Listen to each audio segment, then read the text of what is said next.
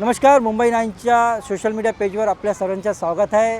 आज आपल्यासोबत महाराष्ट्रामध्ये निवडणूक जी होत आहे ग्रामीण भागात त्या संदर्भात बोलण्यासाठी पूजा डकरे ते आपल्यासोबत आहे। कशा प्रकारे महाराष्ट्रामध्ये जी निवडणूक चाललेली आहे प्रचारामध्ये स्वतः मॅडम होते, आपण त्यांच्याशी जाणून घेऊया की कशा प्रकारे तो निवडणूक होणार आहे। आज 2 तारखेला निवडणूक होणार आहे। मॅडम स्वतः हजर होते।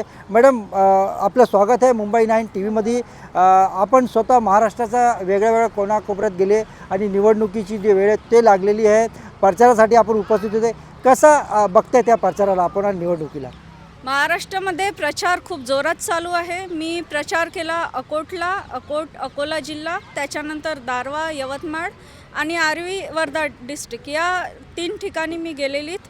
त्याच्यानंतर अमरावती, वर्धा, विदर्भामध्ये फिरलेली। प्रचार खूप जोरात चालू आहे, पण लोकांना अवेअर करण्याची गरज आहे। लोक पैशाच्या मागे जात आहे, विकासाच्या मागे जात नाही। लोकांना हे समजत नाही आहे की आपला विकास होणं गरजेचं आहे। आपण जर आज मतदानासाठी पैसा घेतोय तर उद्या आपला विकास होणार नाही।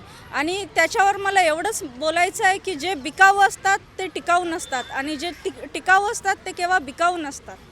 म्हणजे विकास करणारे जे आहे ते केव्हा बिकाऊ नसतात। आतापर्यंत आपण महाराष्ट्राचा किती जिल्ह्यामध्ये आपला दौरा झालेला आहे, किती प्रचार आपण केलेले आतापर्यंत? माझा आतापर्यंत 4 ते 5 जिल्ह्यामध्ये मी दौरा केला आहे, प्रचार केला आहे। प्रचार मी अकोटला केलेला, अलका बोडके नगराध्यक्षसाठी उभे आहे। त्याच्यानंतर त्याच्यापूर्वी संजय बोडके हे नगराध्यक्षसाठी तिथे उभे होते। आणि जे दारवा आहे, दारवा यवतमाळ जिल्हा, तिथे अशोक शिर्डे हे उभे आहे नगराध्यक्षासाठी काँग्रेसकडनं।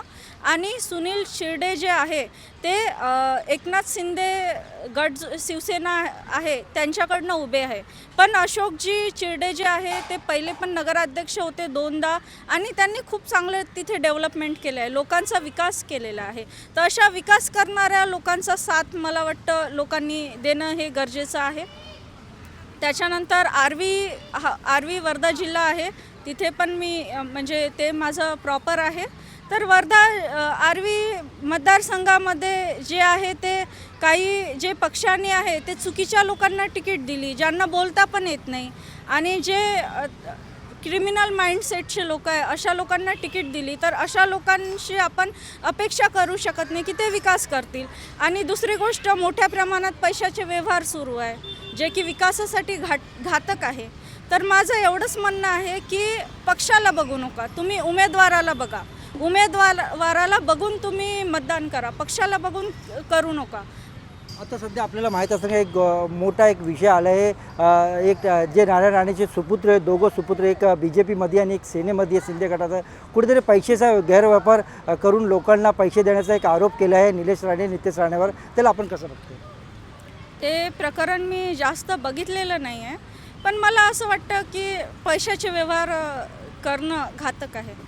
आता सध्या जे विषय महाराष्ट्रामध्ये नाही पूर्ण भारतात पसरलेला आहे, एकाकडे कुठेतरी 2 समाजामध्ये थेट निर्माण करू वोटाला, हिंदू वोटाला आपल्याकडे वळवण्यासाठी आणि मुस्लिम मताला आपल्याकडे वळवण्यासाठी प्रयत्न केला जात आहे कुठेतरी, त्याला आपण कसं बघतो? ते प्रयत्न आजच सुरू आहे असे नाही ना, फार पूर्वीपासून सुरू आहे। तर असे प्रयत्न केव्हा विकासाच्या आड आलेले नाही आहे आणि मला असं वाटतं की असे प्रयत्न केव्हाच विकासाच्या आड येणार नाही। जे समजूतदार लोक आहे ते केव्हा जातीभेद करत नाही आणि जे लोकांना समजत नाही की आपण कसं वागावं ते पुढे समजूतदार होतात जेव्हा त्यांना समजतं की आपला विकास होत नाही, कुठेतरी आपण प्रवाहाच्या मागे आहे, तेव्हा या गोष्टी बदलतात। आज शेवटीचा दिवस आहे प्रचाराची, 2 तारखेला निवडणूक होणार आहे महाराष्ट्राच्या ग्रामीण भागाला।